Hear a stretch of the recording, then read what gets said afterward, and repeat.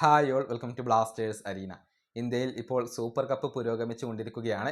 പക്ഷേ first ഡിവിഷനായ ISL എന്ന് ആരംഭിക്കും എന്നുള്ളതാണ് ആരാധകർക്ക് അറിയേണ്ടത്. ഇതുമായി ബന്ധപ്പെട്ടുകൊണ്ടുള്ള ഒരു അപ്ഡേറ്റ് ആശിഷ് നേഗിയും മാർക്കസ് മെർഗുലാവോയും ഒക്കെ ഇപ്പോൾ നൽകിയിട്ടുണ്ട്. അത് വിശദമായിക്കൊണ്ട് നമുക്കൊന്ന് പരിശോധിക്കാം. അതായത് നേരത്തെ ടെൻഡർ വിളിച്ചു കഴിഞ്ഞിരുന്നു. അതുകൊണ്ട് തന്നെ ബിഡ് നൽകാൻ വേണ്ടി 4 പാർട്ടികളായിരുന്നു താല്പര്യം പ്രകടിപ്പിച്ചിരുന്നത്. അവരുമായി ഒരു pre bid conference all India football federation നടത്തുകയും ചെയ്തിരുന്നു.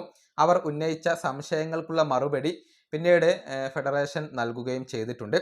ഇതുവരെ ISL നടത്തിയിരുന്ന FSDLന് ഇത് മുന്നോട്ട് കൊണ്ടുപോകാൻ താല്പര്യമുണ്ട്.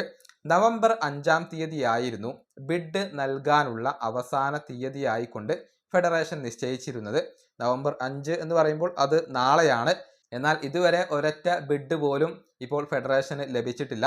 മാത്രമല്ല, ഈ താല്പര്യം പ്രകടിപ്പിച്ച കമ്പനികൾ തീയതി നീട്ടാൻ ഫെഡറേഷനോട് ആവശ്യപ്പെടുകയും ചെയ്തിരുന്നു. അതുപ്രകാരം ഓൾ ഇന്ത്യ ഫുട്ബോൾ ഫെഡറേഷൻ ഈ ഒരു ഡെഡ് ലൈൻ ഇപ്പോൾ നീട്ടുകയും ചെയ്തിട്ടുണ്ട്.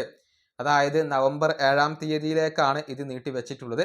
7-ാം തീയതിക്ക് മുന്നേ ബിഡ് സമർപ്പിക്കേണ്ടതുണ്ട്. FSDL ഒരു ബിഡ് സമർപ്പിക്കും എന്നാണ് പ്രതീക്ഷിക്കപ്പെടുന്നത്. അവർക്ക് പുറമെ മറ്റേതെങ്കിലും പുതിയ കമ്പനികൾ ബിഡ് നൽകുമോ എന്നുള്ളത് കാത്തിരുന്ന് കാണേണ്ട കാര്യമാണ്. അതല്ലെങ്കിൽ FSDL തന്നെയായിരിക്കും ISLന്റെ നടത്തിപ്പുകാരായിക്കൊണ്ട് വരിക. ഏതായാലും ബിഡിംഗ് പ്രോസസ്സ് ഇപ്പോൾ വൈകുകയാണ്. അതിനർത്ഥം ISL ആരംഭിക്കാനുള്ള തീയതിയും വൈകും എന്നാണ്. അതായത് എല്ലാ കാര്യങ്ങളും വൈകിക്കൊണ്ടാണ് ഇപ്പോൾ നടപ്പിലാവുന്നത്. ഈ വീഡിയോ അവസാനിപ്പിക്കുന്നു. അടുത്തൊരു വീഡിയോ കാണാം.